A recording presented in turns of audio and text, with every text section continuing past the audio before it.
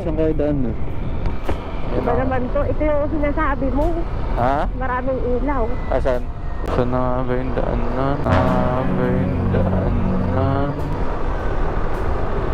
Ito ba yan? Hindi. Yun again. Baka lumampas ka na. Mary, dito lang yun. Oh, ito yun, Mary. Iba? Siya ba yan? Walang kubo-kubo yun eh. Maraming ilaw yun eh. No? Yun na naman kasi na signal. Baka yun yung sinasabi. Hindi, mali. Ikaw ang mali. Baka yung tinutukoy mo nung kanina. Sa iyon. Hindi, bebe. Iba yun. Nakikita ko nasa papasok sa looban yun eh. Pero parang hindi naman na. Oo, ito ata yun, bebe. Ito, Carino. Oo, tama. Good eve mga brad. 6:24 PM. Nandito tayo sa Maria Aurora, going to Dingalan Aurora tayo mga brad. 6:24 PM na mag-take off kami dito sa bayan ng Maria Aurora mga brad. Isang moto camping adventure na naman ang gagawin natin ngayon. Going to Dingalan Aurora tayo. Mahaba-habang biyahe ito kaya samahan niyo kami. Bebe, sada mo.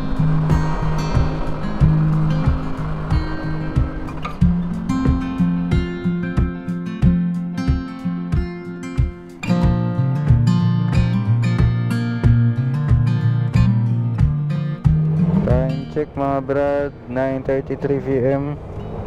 Ang tagal natin nagkape ah. Dito pa lang kami sa Bungabon, Nueva Ecija. This is our second stopover mga brad. Yung first stopover namin, hindi na namin naipakita sa inyo. Nag-dinner na kami along the way. At dito, inantok na si Boss Kate sa Bungabon, Nueva Ecija. Kaya nagkape muna kami para ma-freshen up. Then, tuloy na kami sa biyahe namin. Let's go! So mula nga dito mga brad sa Bungabon, Nueva Ecija ay tansya namin mga 2 oras pa kami babiyahe dahil sa pacing namin. Enjoy lang din namin ni Boss Kit yung biyahe at banding na rin. Woo! Alright, let's go brad. Let's go. Boss Kit, back.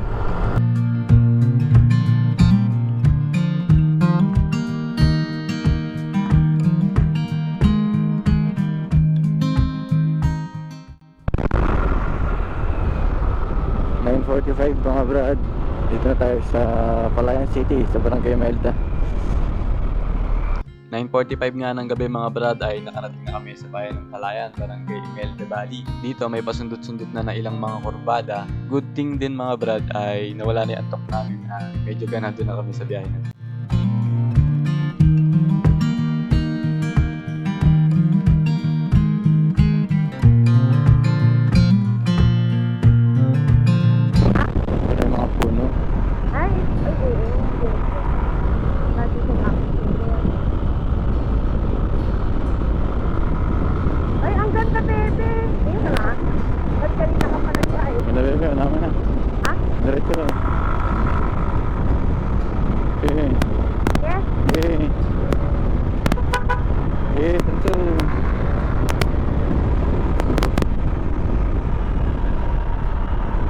Gandaan 10:01 mga brad. Papasok na tayo ng bayan ng Gabaldon. Ito na ang Gabaldon at ligayang pagdating sa bayan ng Gabaldon, Nueva Ecija. Hey. Oh, bebe. Siyempre kahit gabi hindi natin palalagpasin yung video dito sa bayan ng Gabaldon. Hindi na rin kami nagtagal at pinagpatuloy na namin ang aming biyahe.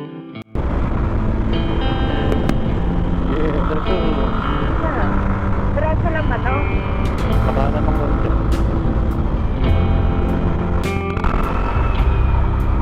I love Dingalan. Ay, dito na tayo. Exactly 10:20 PM mga brad ay nakarating na kami dito sa Dingalan Aurora. Sa ganda ng pacing namin, naalangan na kaming pinto at patuloy na kami sa aming biyahe. Kasabay din naman na lumalalim ng gabi.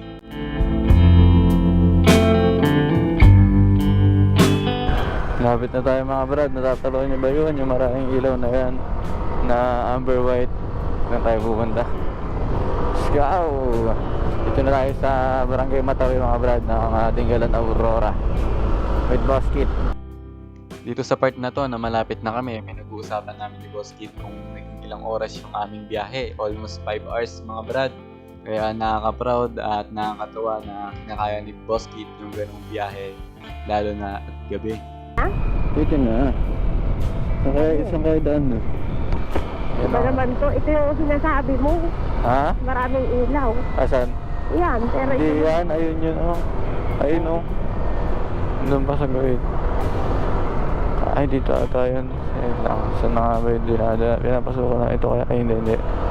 Dito may kanto. Alam ko may kanto dito eh. Victory. Saan na nga ba yung daan na? Ito ba yan? Hindi. Yun again. baka lumampas ka na. Hindi bebe. Dito lang yun. May daan dito yan. Ay, ito. Dito yan. Ito yan. Saan? Ano nga ang pangalan ng Sa part na to mga brad ay nakalimutan ko yung pangalan ng campsite. Mahina na rin yung internet para i-search pa kung ano yung pangalan ng campsite. Kaya nagbaka sakali na lang kami sa kanto na to, pinasok namin na baka dito yung campsite. Yukos? Hindi Yukos yun eh. Yung mga nandito, yung mga nandun sa tarpaulin, bebe. Oo nga eh. Hindi, tinan natin kasi. Matatanong naman natin yun eh. Maraming ilaw yun eh. Oh, ito yun, Mary. Iba? Siyempre yun. Walang kubo-kubo yun eh. Maraming ilaw yun eh. No? Yun na naman kasi na signal. Baka yun yung sinasabi. Hindi, mali. Ikaw ang mali. Baka yung tinutukoy mo nung kanina sa iyon. Hindi bebe, iba yun. Nakikita ko eh. Papasok sa looban yun eh. Nakakatuwa lang mga brad sa mga ganitong sitwasyon. Bagamat hindi na namin alam yung way papunta dun sa campsite na aming pupuntahan, nagiging kalmado lang. Sinunod lang namin yung stick namin, dumiretso kami at nagulat kami ay nasa harap na namin ang campsite na aming destination. Pero parang hindi naman na. Oo, ito ata yung bebe. Ito, Carino. Oo, tama. So alam ko mga brad ay nangingiti kayo kasi isa rin kayo sa nakaranas ng ganitong pakiramdam ng kasiyahan pag nakarating na sa ating destinasyon. Sa haba ng biyahe, sa pagod, init, lamig na dinaranas natin sa pagra-ride ay napapawi lahat dahil nakarating na tayo sa ating pagpapahingahan. Boom. Meron ako.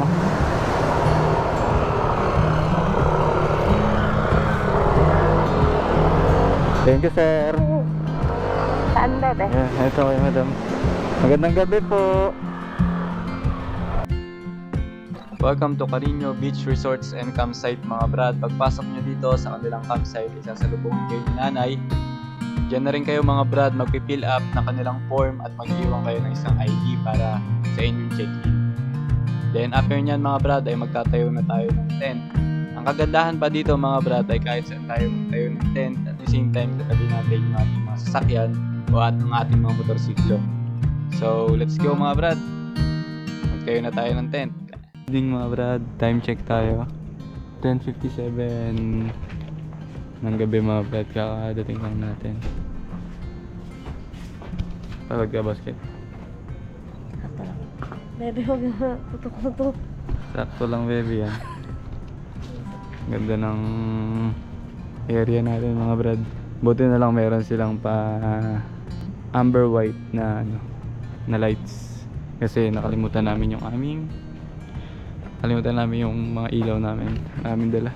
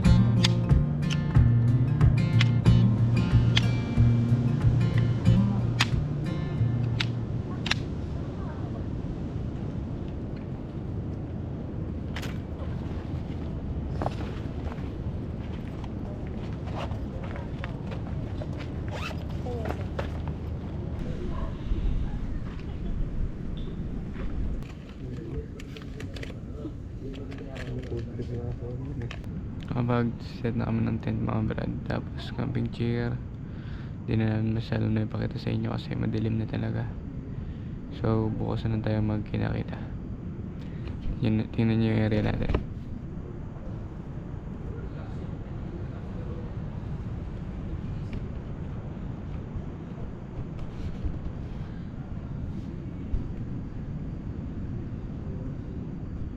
Ayan mga brad. Dahil tayong kasabay dito ngayon. Tapos ito. Ayan yung dagat yan mga brad. Pero hindi rin siya maganda liguan kasi puro bato. Talagang chilling lang tayo ngayon. Hindi rin naman tayo maliligo sa dagat. Bukas na lang mga brad. Good night.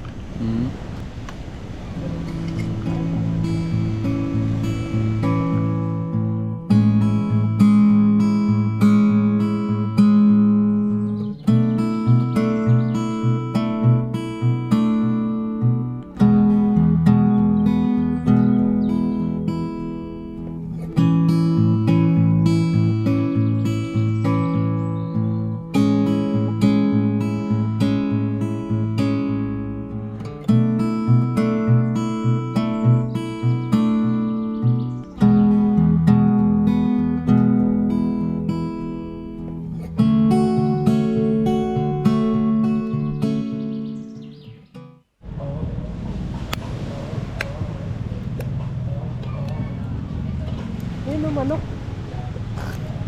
Wala. Talaga. All pulps. Malay ka pang what? 7? Wala na. Bebe.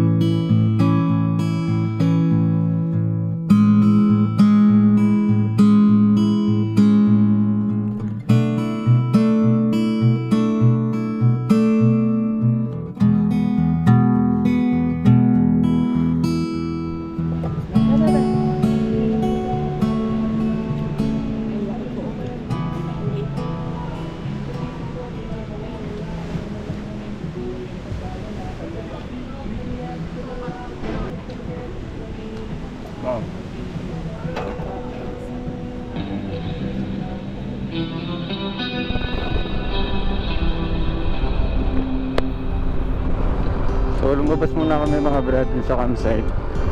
Bibili kami ng mauulam, tapos gagawin na rin kami ng Pacific View Deck dun sa Dica Road mga brad, going to Badara Aurora. Wala talaga sa plano mga brad na abutan kami dito ng tanghalian. Pero dahil sobra kami nag-enjoy dito sa spot, napagdesisyonan namin na dito na kami muna ng halian. Kaya lumabas kami ng campsite para pumunta ng market. Pero bago kami dumiretso sa market, pumunta muna kami ng Dica Road upang balikan ang Pacific View Deck. I don't mind telling truths when you need to hear them. Pagdating namin mga brad dito sa Pacific View Deck, nakakalungkot kasi sarado pala ito. Sakto naman mga brad, nung palabas na kami dito sa Pacific View Deck, ay inalok kami ni Kuya. Ayan, si Kuya nakaputi, hindi ko na lang natanong kung ano pangalan niya. Meron daw dito sa papasok. Yung kaliwa mga brad, mapapansin niyo, papasok yan ng Pacific View Deck. Itong sa kanan, kung hindi gano'ng kagandahan yung daan, inalok niya, meron daw view deck dito na pwede rin naman pag-picturean. Kaya sinubukan na rin namin puntahan. Medyo matarik lang talaga yung papasok mga brad. View Deck sila rito. 25 pesos lang yung entrance. Tingnan natin po. Sheesh, medyo mahirap lang ipapasok mga brad. Nasunog na lightning din eh. Yan ba yung bago mong kabit? Ha? Nice lang yan.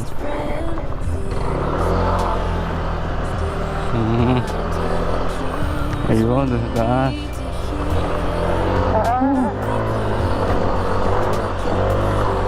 Nice. Ganito sana ang bukid na nalagay. See our way out, help you fight,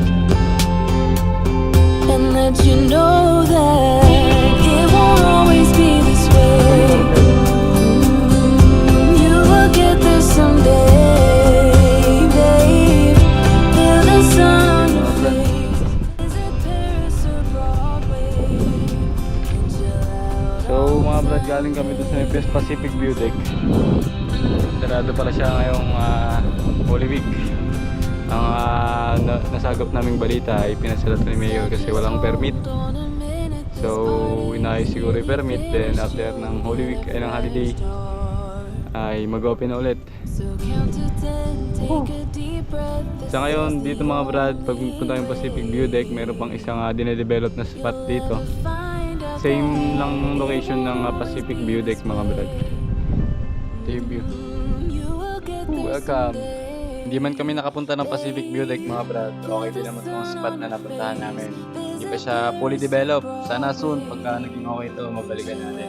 Hindi na rin kami nagtagal dito mga brad, konting pahinga lang. At pumunta na kami ng market para makabili ng isda na isisigang namin. At bumalik na kami sa campsite. Sinigang mga brad. Sarap. Sinigang na isda.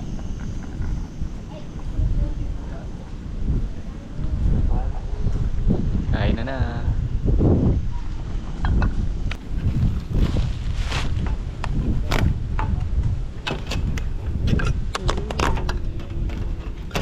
Ay, saan ka na naman?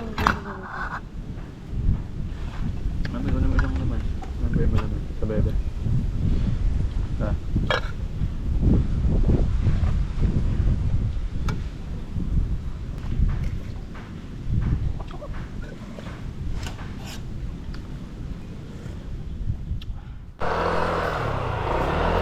Let's go. So bye for now. Cariñas Beach and Resorts. Cariñas Beach Resorts and Campsite here at Matawe. Tinggal ang Aurora mga brad. So uwi na kami mga brad. Another unforgettable experience na naman mga brad dito sa bayan ng Tinggalan ng Aurora.